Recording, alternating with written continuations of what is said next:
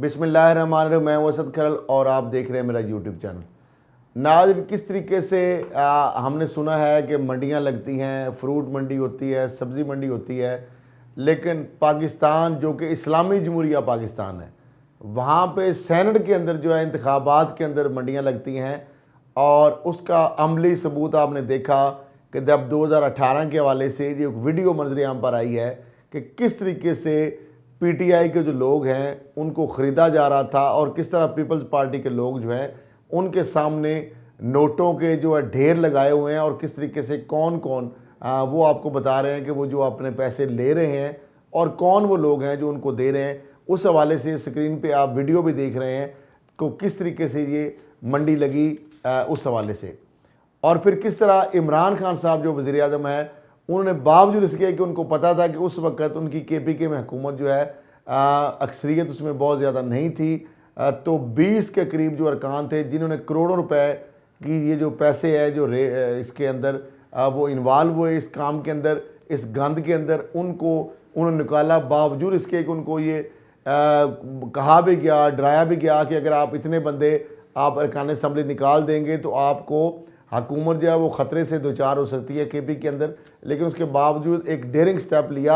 और high moral जो ground है, जो दावा नहीं बल्कि उन्होंने उसका अमली सबूत उसका दिया। और उस वक़्त के जो वज़ीर कानून जो हैं उसमें वो खैबर खतून सुल्तान महमूद खान उस 2018 की वीडियो के अंदर जो है जो वज़ीर कानून है सुल्तान महमूद खान वो भी मौजूद है, उसमें देखे जा सकते हैं और किस तरीके से ये ख़रीदो फ़रोख्त हो रही है। और इसके अंदर वीडियो में आप देख सकते हैं, ये स्क्रीन पे हम आपको दिखा रहे हैं कि MPA उबैद मायार भी अपना हिस्सा लेते नज़र आ रहे हैं। फिर उसके बाद पीपल्स पार्टी के साबिक़ MPA मोहम्मद अली बाचा जो है वो रकम PTI अरकान को देते नज़र आ रहे हैं। वीडियो के अंदर सुल्तान महमूद रकम वसूल करके बैग में बाकायदा रख लेते हैं, ये बाकायदा ये मनाजर आप देख सकते हैं स्क्रीन पर। फिर PTI के सरदार अदरीस भी वीडियो में मौजूद है और रकम वसूल करते ये नज़र आ रहे हैं। इसके अलावा ख़तून जो MPA मुराज हमायूं हैं वो भी रकम वसूल करके बैग में रखती दिखाई दे रही हैं। साबिक़ MPA दीना खान जो हैं वो भी रकम वसूल करके बैग में रखती दिखाई दे रही हैं। अब मामला ये है कि ये जो वीडियो है एक ख़ास जो वक्त है उसके ऊपर मंजर आम पाई है जब ये मामला हॉर्स ट्रेडिंग को रोकने के लिए सुप्रीम कोर्ट के अंदर मौजूदा हुकूमत, वही हुकूमत जो PTI की हुकूमत है जो उस वक़्त KPK में थी, अब वो KPK में भी उनकी हुकूमत है PTI की, पंजाब के अंदर हुकूमत है, बलूचिस्तान के अंदर एक उनकी हुकूमत है मखलूत, और इस तरह मरकज़ के अंदर भी हुकूमत है। और वही जो लीडर हैं PTI के सरबराह इमरान खान, इस वक्त वो वज़ीर आज़म है। और वही जो हुकूमत इमरान खान साहब का जो विजन है वो चाहते हैं अमली तौर पर इसका वो सबूत देना चाहते हैं और उसके लिए उन्होंने तमाम जो फोरम है उनके दरवाजे खटखटाए हैं। पहले तो उन्होंने सुप्रीम कोर्ट ऑफ पाकिस्तान में जो एक आइनी रास्ता इख्तियार किया और सदर पाकिस्तान जो है उनके ज़रिए जो प्राइम मिनिस्टर के एडवाइस को उन्होंने एंडोर्स किया और सुप्रीम कोर्ट से इस मामले के अंदर ओपिनियन जो है राय मांगी गई आर्टिकल 186 के तहत कि ये बताया जाए कि क्या ये हॉर्स ट्रेडिंग को रोकने के लिए दो चीज़ें हैं। एक है आइनी तरमीम का मामला जिसके अंदर ये बताया गया है कि ये जो इलेक्शन है स्पीकर और सेनेट के हवाले से जो सीक्रेट बैलेट के हवाले से है, बाकी ओपन जिस तरह वज़ीर आज़म या वज़ीर आला का होता है तो इसके अंदर। लेकिन जो एक्ट है इलेक्शन कमीशन ऑफ पाकिस्तान का कि उसकी जो सेक्शन 6 है उसके मुताबिक भी लिखा गया है कुछ उसमें चीज़ें कि जो वोट हैं इसके अंदर जो शैल बी सीक्रेट, और आइनी जो तरमीम है उसके अंदर भी इस तरह की चीज़ कही गई। लेकिन थोड़ा सा उसमें कहीं अभाम भी है और जिसका जो अंदिया दिया है मामले खसूसी बाबर अवान साहब, जो सेंटर बाबर अवान साहब ये कहते हैं कि उसके अंदर क्लैरिटी नहीं है, इसलिए सुप्रीम कोर्ट में हम गए हैं कि क्या ये जो कानूनी अगर मामला है, अगर इसके अंदर आइनी तरमीम की ज़रूरत नहीं है, एक्ट के अंदर अगर तब्दीली होती है, रूल्स एंड रेगुलेशन के अंदर अगर तब्दीली आती है तो उसके लिए एक तो ये है रास्ता इख्तियार किया जा सकता है ओपिनियन के वाले, सुप्रीम कोर्ट इसके हवाले से दे सकती है, उसके लिए लेजिस्लेशन की ज़रूरत नहीं है। और दूसरी जानब जो सदारती आर्डीनेंस का जो मशवरा है वो भी जो ज़राए हमें बता रहे हैं कि सेनेटर बाबर अवान साहब जो वज़ीर आज़म के मामले खसूसी हैं उन्होंने दिया है। और इस हवाले से जो इनकी उस हवाले से जो बात हुई थी, एक मीटिंग हुई और उसमें अटारनी जनरल ऑफ पाकिस्तान और बैरिस्टर फ़रोग नसीम साहब जो वज़ीर कानून और इंसाफ हैं वो भी शामिल थे। उनकी दोनों की जानब से ये कहा गया था कि शायद आर्डिनेंस के हवाले से ये बात उन्होंने जो ज़राए हमें बता रहे हैं कि उन्होंने कहा कि आर्डिनेंस जारी करना शायद मुनासिब नहीं है। एक तरफ तो ये मामला इसलिए भी नहीं है मुनासिब कि एक तो सुप्रीम कोर्ट के मामला ऑलरेडी ज़ेर समाअत है और दूसरा जो आर्डिनेंस है वो आइनी तरमीम के हवाले से आर्डिनेंस जारी नहीं किया जा सकता। उस हवाले से 2/3 अक्सरियत जो है ज़रूरी है और उसके लिए प्रॉपर फॉर्म जो है वो पार्लियामेंट ही है। तो ये मामला बिल आखिर ये इमरान खान साहब के पास गया और वज़ीर-ए-आज़म इमरान खान साहब ने बिल आखिर जो बाबर अवान साहब की जो राय है उससे इत्तफाक किया। और बहरहाल जो दीगर दो जो है ज़िम्मेदारान जो हुकूमती टीम के जिसमें एक आइनी जो ओहदा है ज़ाहिर बात है उस पर बराजमान है अटॉर्नी जनरल ऑफ पाकिस्तान, जिनके कहने पे ही और फ़रोग नसीम जो वज़ीर कानून इंसाफ है उनके कहने पर ही, उनकी मशावरत पे ही वज़ीर-ए-आज़म साहब ने एडवाइस भेजी थी प्रेसिडेंट को लीगल ओपिनियन लेने के लिए सुप्रीम कोर्ट ऑफ पाकिस्तान से। तो उन्होंने कहा था कि ये शायद आर्डिनेंस जारी करना मुनासिब नहीं है और अगर आर्डिनेंस जारी करना ही है, नागज़ीर ऐसी सूरत हाल हो रही है, तो फिर हमें इसके साथ मशरूत कर देना चाहिए कि सुप्रीम कोर्ट में चूँकि मामला ऑलरेडी ज़ेर समाअत भी है, तो जो आर्डिनेंस है, क्योंकि आज तक पाकिस्तान की तारीख जो है, जो मैं अपने हवाले से ये बता रहा हूँ, तो ज़ाहिर बात है वो भी लीगल एक्सपर्ट है, मे भी ये चीज़ उनके भी माइंड में हो कि पाकिस्तान की तारीख में सुप्रीम कोर्ट ने कभी भी हमारी लेजिस्लेशन जो है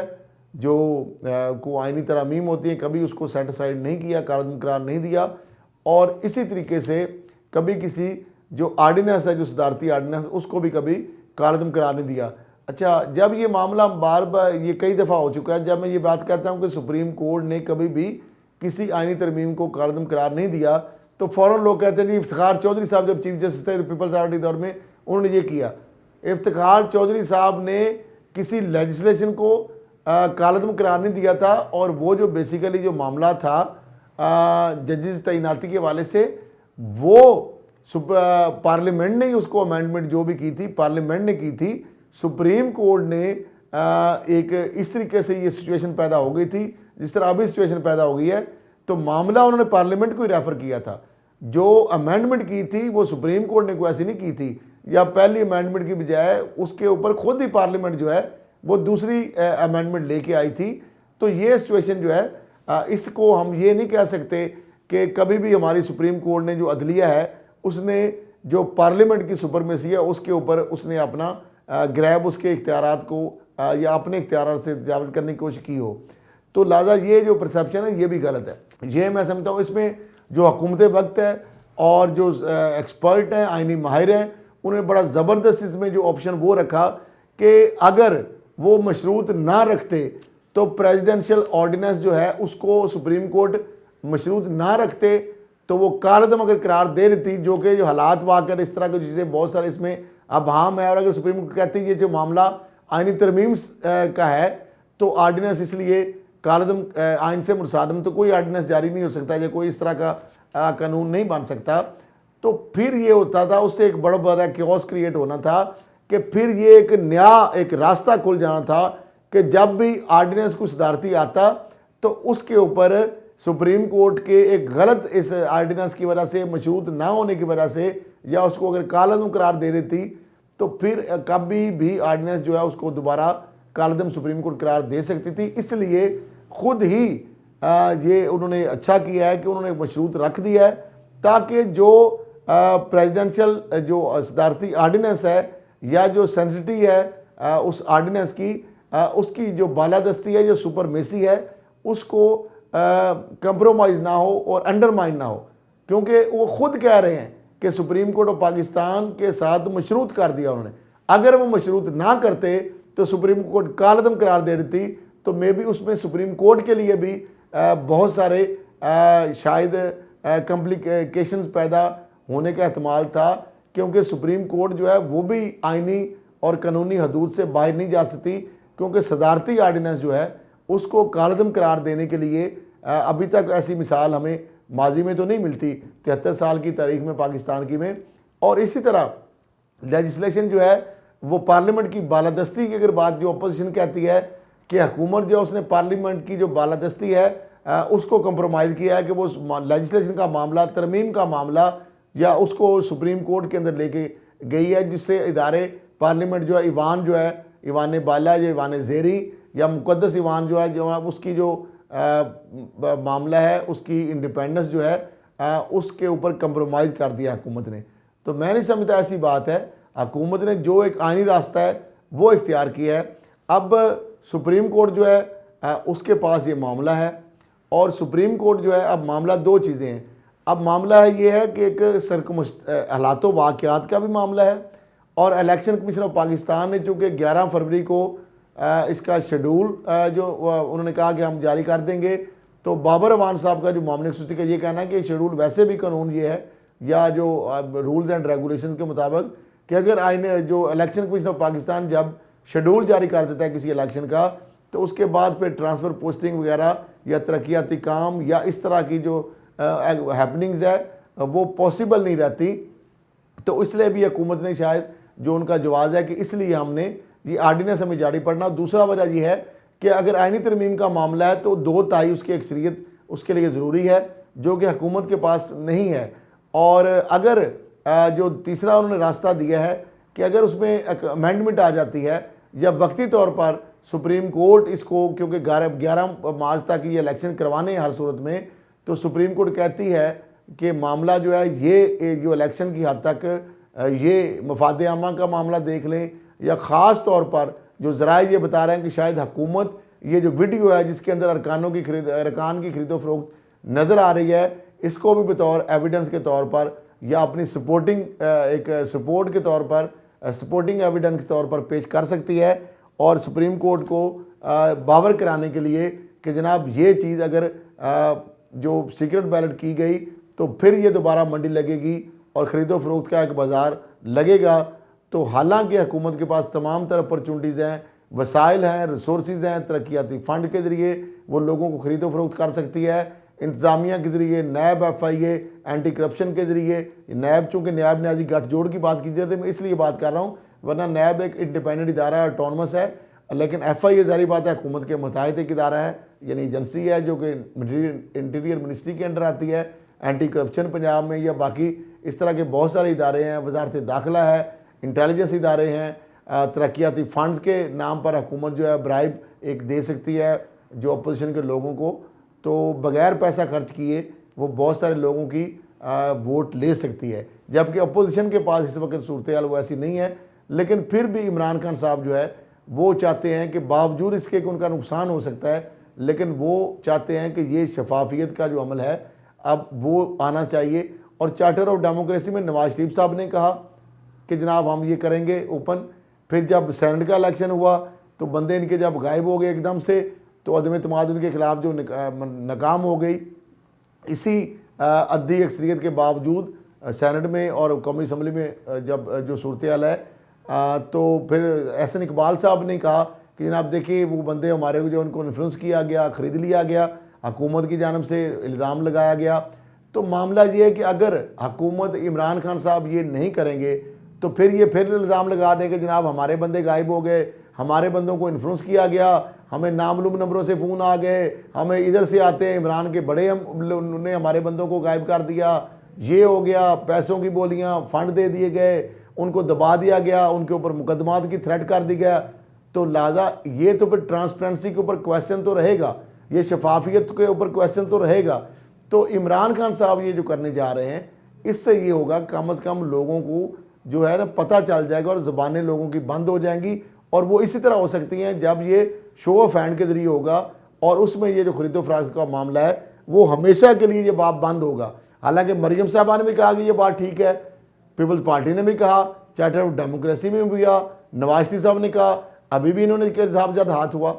और ये भी बात है कि गौर करें कि यही अपोजिशन, यही अद्दी अक्सरियत कौमी असम्बली में और सेनेट में, और जब बात हुई कौमी मामले की, कौमी अहमियत की, एक कौमी मफाद की, जब फाटफ के वाले से एक लेजिस्लेशन थी जो रिक्वायरमेंट थी और अगर उसको हम नहीं फुलफिल करते, लेजिस्लेशन नहीं लाते, तो हमारा जो मुल्क का नाम है ग्रे से ब्लैक लिस्ट में भी जा सकता था और अब इंशाल्लाह ग्रे से वाइट में आएगा, ग्रे में भी इंशाल्लाह नहीं रहेगा। इन जो इकदाम हमारी हुकूमत की जानब से किए गए हैं जिसको पूरी दुनिया ने सराहा है, उसके ऊपर भी अपोजिशन ने बाज नहीं आई कौमी। उन्होंने कहा जी हमारे इससे मशरूत करके रख दिया गया कि नैब के हवाले से जो तमाम उसके अंदर जो डंग है उसका निकाला जाए। और 34 में तकरीबन जो बकौल इमरान खान साहब के जो वज़ीर-ए-आज़म इमरान खान साहब के 32 सिक्के उन्होंने कहा कि ये सारी बदल दी जाए और उसके ज़रिए यानी ये होना था कि नवाज शरीफ के, जरदारी साहब के, उनके जो अकारब के और सारे पब्लिक ऑफिस होल्डर जितने भी पकड़े गए हैं, नैब के केसेस फेस कर रहे हैं, इंक्वायरीज फेस कर रहे हैं, वो सारे उसमें बाहर आ जाते। तो उन्होंने कहा ये, लेकिन इमरान खान साहब ने जिस तरह कहा कि मैं एनआरओ नहीं दूंगा, और मैंने कहा था अपने प्रोग्राम में कि ये इसी तनख्वाह पे काम करेंगे और इमरान खान एनआरओ भी नहीं देगा और ये 45 का बिल देखें पास भी होगा, और वो हुआ। तो अभी भी ये आप देख लें, अगर मेरी आप वीडियोस देखते हैं बोल न्यूज़ के प्रोग्राम में 1 फरवरी को मैंने कह दिया था आर्डिनेंस के हवाले से भी, और मैंने कहा जो भी रास्ता हुकूमत आईनी करेगी और सुप्रीम कोर्ट इसलिए शायद उसको कालदम भी ना करे। और यही वजह है कि जो समात के अंदर चीफ जस्टिस ने कहा कि चूँकि उन्होंने मशरूत कर दिया है तो इसलिए उसको कालदम उन्होंने नहीं किया। अगर ना उन्होंने क्या करते तो फिर हम उसको शायद कालदम करार दे देते। तो ये मैं समझता हूँ बहुत ज़बरदस्त तरीके से एक इमरान खान साहब ने ऐसी एक बंद गली में ले गए हैं कि अपोजिशन अब ये अगर इस चीज़ को चाहती है कि ये हॉर्स राइडिंग का बाब बंद हो तो फिर उसको इसको वोट करना पड़ेगा। और सुप्रीम कोर्ट ने भी इस तरह का ऑब्जर्वेशन दिए कि इसमें गलत क्या है। तो मैं समझता हूँ कि इमरान खान साहब और उनके जो खिलाड़ी हैं जिनको नलायक, नाहल, ना तजर्बाकार और नाड़ी कहते हैं, मेरा ख्याल है उन्होंने ये जो मामला किया है अभी तक वो इसमें बहुत ज़बरदस्त तरीके से आगे बढ़ रहे हैं। और अपोजिशन जो है अवाम के सामने अब क्या वो इसके लिए लॉजिक रखेगी कि क्या वो अवाम को बताएगी कि करप्शन का बाज़ार गर्म हो, मंडियां लगें, वो ख़रीदो फरोख्त हो। तो इससे तो फिर पूरी तरह इमरान खान साहब ने और उनकी टीम ने जो अवाम के सामने अपोजिशन को एक्सपोज कर दिया है कि अगर वो इसको करेंगे अपोज तो वो हो जाएंगे अवाम के सामने एक्सपोज। आज के लिए इतना ही, इसी के साथ इजाज़त दीजिए। और बाकी मज़ीद भी आपको वीडियो में आज हम कुछ अहम चीज़ें आपसे शेयर करेंगे, उसके लिए हमारी अगली वीडियो का इंतज़ार कीजिए। अल्लाह हाफ़िज़।